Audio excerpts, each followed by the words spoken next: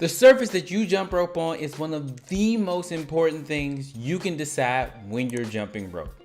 It can make or break whether you get in shape or you're going to the hospital.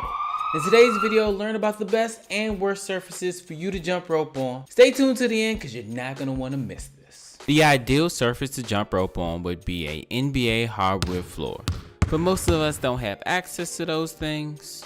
So let's go into some of the options. Another surface that you will have in your neighborhood most likely is a clay court, as you find on tennis courts or you find on any basketball court at a park. These surfaces provide the most shock absorption and allows you to jump quickly and stay in shape with less chance of injury. Concrete is the most commonly used surface for jumping rope. It is solid, which allows you to easily push off from, while its rough texture provides excellent grip and prevents slipping. You can jump the fastest on concrete because it allows for the best rebound.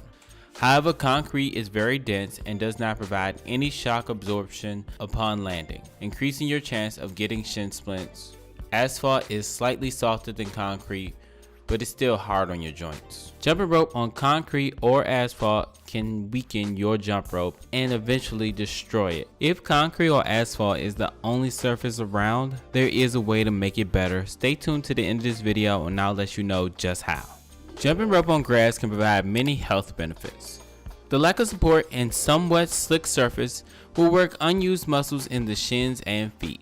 Grass also provides considerable shock absorption upon landing, protecting those knees. On the other hand, in the morning and after it rains, the surface will be slippery, increasing the risk of injury. Pro tip: if you're working out on grass, make sure it is even. You don't want to twist your ankle finding small holes or anything like that. Make sure that you are in a safe place and do check and make sure there are no holes or anything that can make you injure yourself. Just to let you know, grass and astroturf are considered the same when jumping rope. Sand is a super effective surface for jumping rope. First, it is soft and conforms to your landing, reducing impact force. Second, it requires a considerable amount of force to push off from, but it compacts upon landing, allowing you to jump at a fast pace. Third, its unstable nature incorporates muscles in the shins and feet. Lastly, it is soft and will not inflict injury upon landing or falling, making it an ideal surface for jumping rope. If you live in a house and have proper area to jump rope in, it's okay to jump rope on carpet, but it can be difficult for beginners because it will kind of mess with the rhythm of jumping. Because the rope will hit the carpet, it'll force you to jump a little higher and probably make you trip.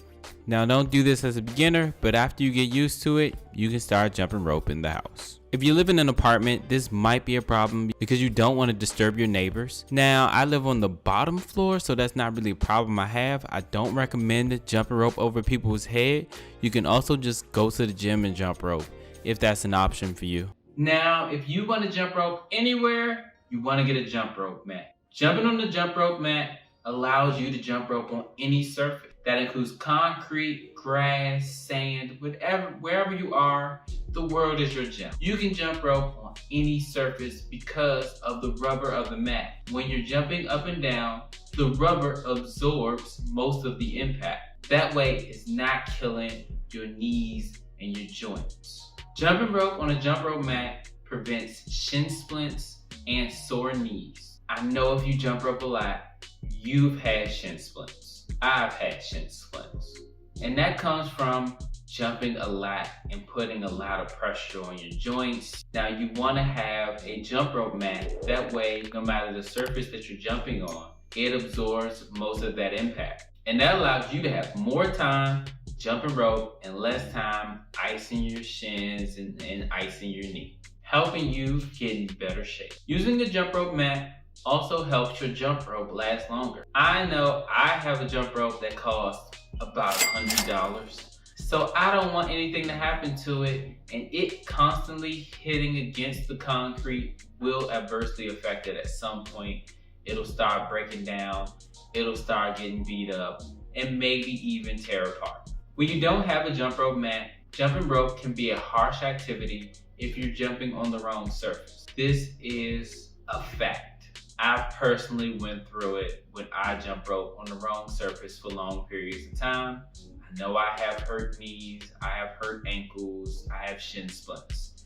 You want to buy a jump rope mat to prevent this. Now, if you don't know what a good jump rope mat is, I left a link to the one that I have down below, so you can check that out. And if you want to know the difference between an $8 jump rope and a $100 jump rope, check this video out right here.